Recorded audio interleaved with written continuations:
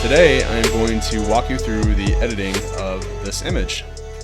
So what I'm trying to do, my style, I prefer it to look a little more natural light. I don't like things to look a lot really flashy. I will use flash. So for example, I used flash in this image because I wanted some details to come through. So I have this flash actually sitting about 10 feet out to the left on the outside, shining into the window just to get a little bit of like sunlight looking light coming in through here, just to get some nice shadows. It's a little harsh over here, so I'll probably brush this out a little bit, but I'm just going to show you how I edit this from start to finish. Now the first thing I do is I decide what is going to be my base layer. Now first of all, I actually already did some, in Lightroom, I did some basic corrections. I just did some highlights and shadows on these images, and these are the 3 images that I'm going to use. I only took one other frame, just this one. It was a lot darker, a little darker than I needed, and these are all manual brackets, so I just ended up using those 3. And yeah, so I did my basic adjustments. I already aligned the layers here in Photoshop, so we're just going to kind of get started. Nothing else has really been done to them at this point. So my first step is figuring out what am I going to use as my base layer. What do I want? Which layer here looks closest to what I want the final image to look like? Now it's somewhere between this and this. It's probably going to be closer to this because it was a very, very dark cabin with very little interior lighting. It was like all naturally lit and very, very, very high ceilings. So I want it to look as natural as possible, and I want to introduce some of this brightness because it was somewhere in between the two. And then later on I'll add this in just as an accent. So between these 3, I think I'll choose the brightest image as exposure as my base layer, and I'm going to brush in the things that I like about this image, which is essentially the window view and then just some of this darker area here. So what we're going to do, we're going to go ahead and use Raya Pro for this. And I'm just going to determine, I think this is good. So quick overview, what I'm doing is telling Raya Pro to create a luminosity mask showing just the brighter areas of this darker image that I want to mask in. Again, you can click on the little info thing if you want to see in detail how I use these. But I'm just going to keep going from here, so I'm not stalling too much. So I'm just going to start brushing in the things that I want to keep. I'm going to brush just a little bit more out just so we can get that depth. And I actually hit deselect to deselect the mask, the selection that it had on the mask. Now I'm just free to, brush out areas that I need to freely. So I put the brush down to, let's just say 10% for the time being. I'm going to just brush out some of these darker areas just to make it less of an area of focus. So I'll do this right here. We'll go up to 20%, so it's a little more powerful. Yeah, this all looks really good. We're just gonna want this to be a little darker. And also, as I'm editing, I'm looking for color casts that I know I'm going to want to control a little bit later. I don't want to completely remove color casts because color casts do belong. I know some people will remove them completely. I want things to look as natural as possible, so I like to keep them in. So there's some blue on the walls. There's a little bit of red here on the wall here. There's some green coming in, some yellows, blue on the floor, blue pretty much everywhere. So we'll address those next here. So in the meantime, we've got our selection made. This is what we did. We basically just introduced everything from this darker image and put it onto the brighter image.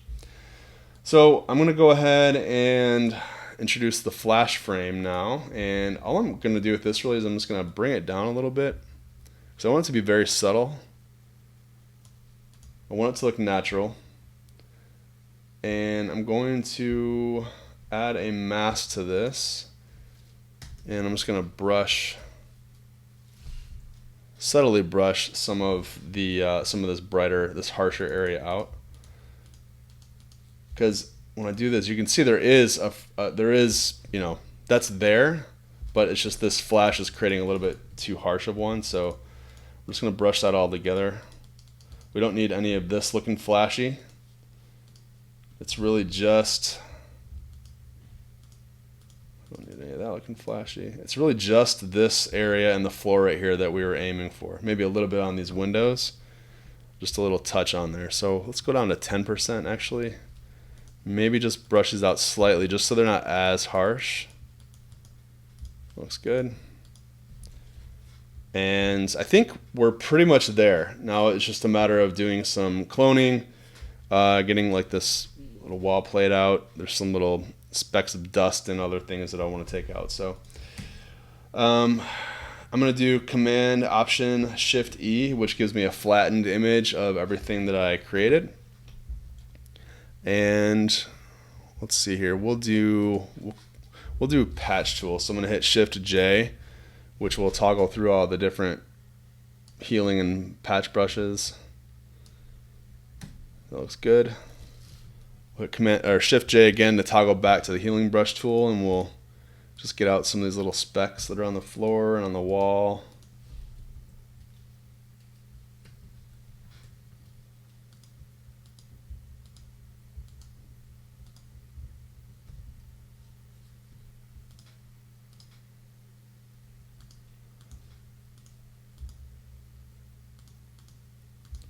Nothing that's going to be super noticeable by anybody but me, but I just want to make sure they're gone in case somebody notices. And you know, I'm in here now, I might as well do it now instead of somebody noticing later and having to come back and re-edit the thing. So we'll just do it because it's the right thing to do. It's like a long hair or something.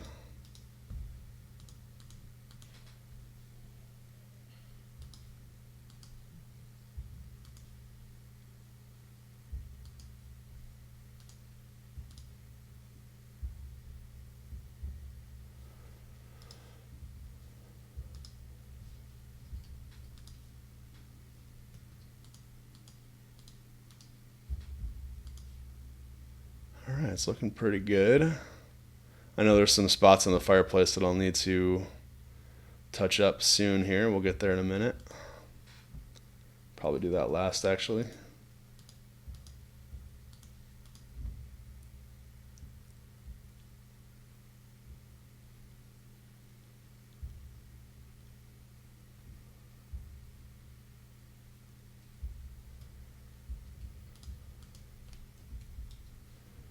Okay, I think we're good.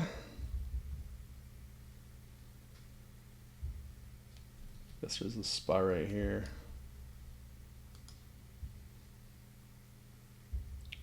I can't tell which is a smudge on my monitor versus the actual image.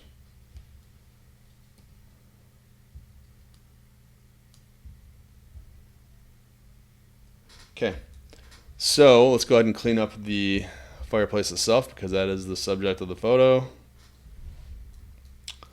I'm going to toggle to the patch again.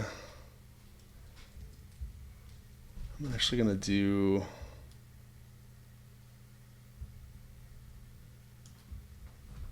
content aware actually. Let's see what that does for, oh, nope, that's not what I wanted. So let's start with the patch tool. I just want to get these smudges out. I'm not sure what they're from. Probably just people touching it over time and things get worn down. No big deal. Just as long as they look smooth from a distance, that's all we're really worried about right now.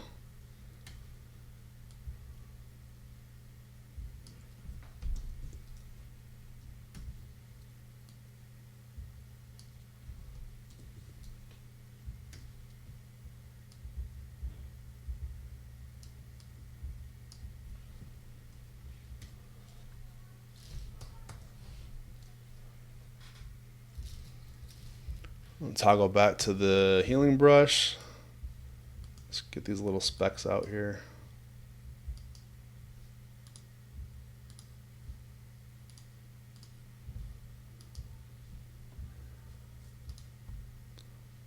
Now this shoot was for the fireplace, the showroom, who sells these fireplaces, sells and installs these fireplaces. But in the event that the fireplace manufacturer wants to license these, I want to have these in pristine condition for them.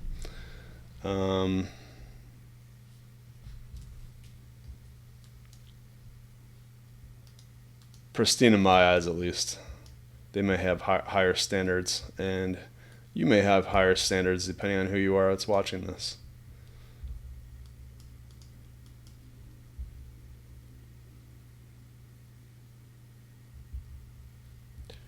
You know, all this stuff right here, it's, you know, it's wear and tear. It looks used, so it doesn't bother me all that much. You know, this obviously isn't a brand new fireplace. It's about a year old, maybe less than a year old, so it hasn't been used that long. But you know, there's some scuff marks and just some small little things. Overall, pretty good condition though.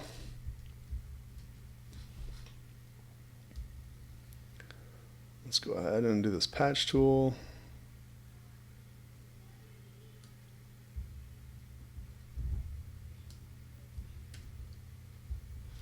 Okay. From a distance, you can't tell all that much. I could go in there and keep refining it, but for the sake of time, I'm just gonna keep it as is. Nope, that didn't look right. Let's just clone right here. Hit S for the clone tool, clone stamp rather. There we go. And I think we're looking pretty good. Not a whole lot else that I'm going to need to end up doing. Where is that?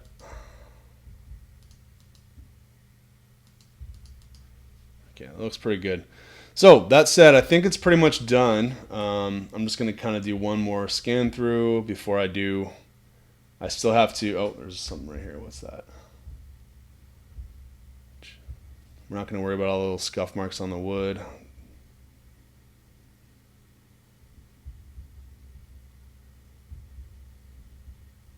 Yeah, everything else looks pretty good. So let's get rid of the color cast now. So what we're going to do is create a adjustment layer, and we're going to start with the blues because that's the easiest. Now if I drag this all the way up, you'll see where all the blues are, so we're just going to pull that out. We don't need any blues outside because this isn't blue, so we're going to, not all the way out, but probably down to, like, you know, halfway or so. Again, I don't like removing things all the way, so I think it's natural to have some casting.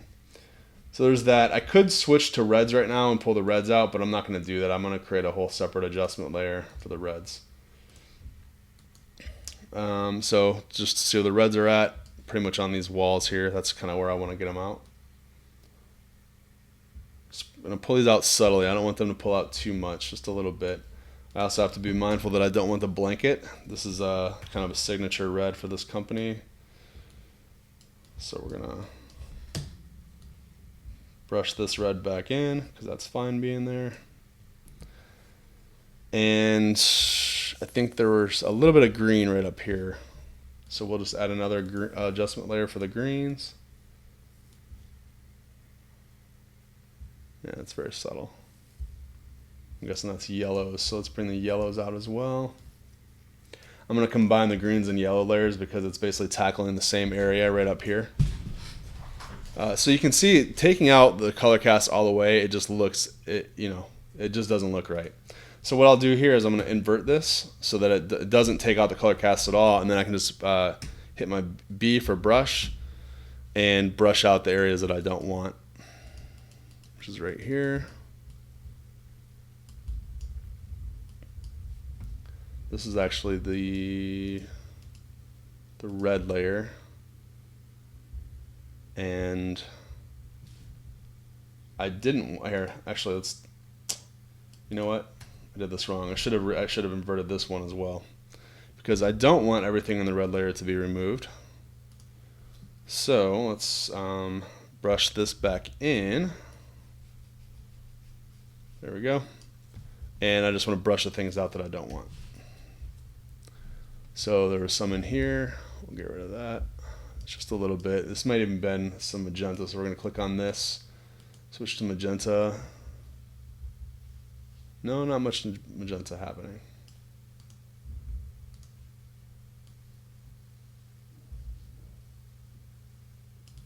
Oh, actually, that's because I have the mask on there, so I can't see it. That's fine. Anyway, just going to keep brushing this stuff out. Again, I'm okay with a little bit of color casting. It's natural. It should be there. I want these to look natural. I just don't want them to be overdone. So there's like a weird blue-green kind of tint here. Instead of going back and forth and trying to mess with that, another thing you can do is add a new layer and switch it to color blend mode. And you can sample, if you hit B for brush, you can sample the color that area is supposed to be, and you can kind of brush it out like this. Oops. This is all red in here, so let's see if I can brush this out here.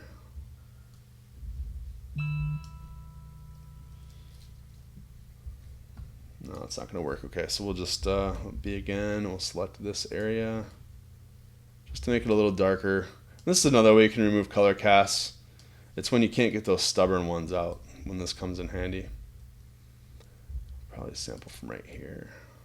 Nope.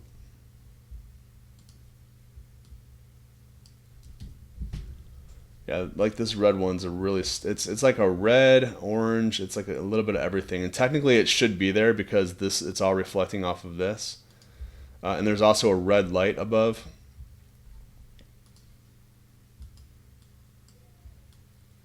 So we're just going to do this temporarily because we're going to mask it out a little bit.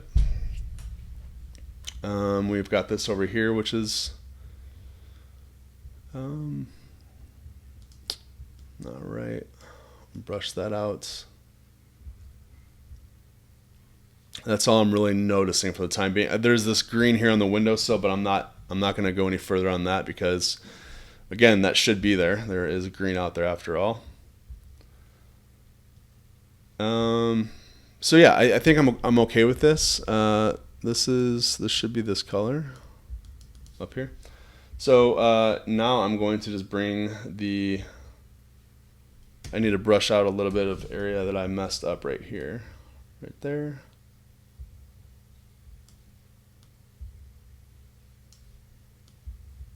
And I'm just going to bring this opacity down a little bit because I just want to subtly brush this out. I don't want to take them out completely. So you can still see a little bit of red peeking through. That's totally fine. Okay, and I think that we're good here. The last thing I do, and I learned about this from Tony Colangelo, is Color Effects Pro. I have a preset already made for my settings here, so I'm not going to go through and show you a tutorial on that. I'm just going to hit play. And all this is really doing is adding a little bit of color and a little bit of detail contrast. Just makes the image pop just a little bit more from where it's currently at. Sometimes it goes a little too much, so I have to dial it back, but I have it set right now to where I like it. And actually, oh, you know what I forgot to do? This always introduces color cast. So what I actually do is I drag this below where I took my color casts out, so that way they're still removed. So this was my blue one. I'm probably going to need to take this out a little bit more, just to show you. So there's blue in there. Probably take this down a little bit to like right there.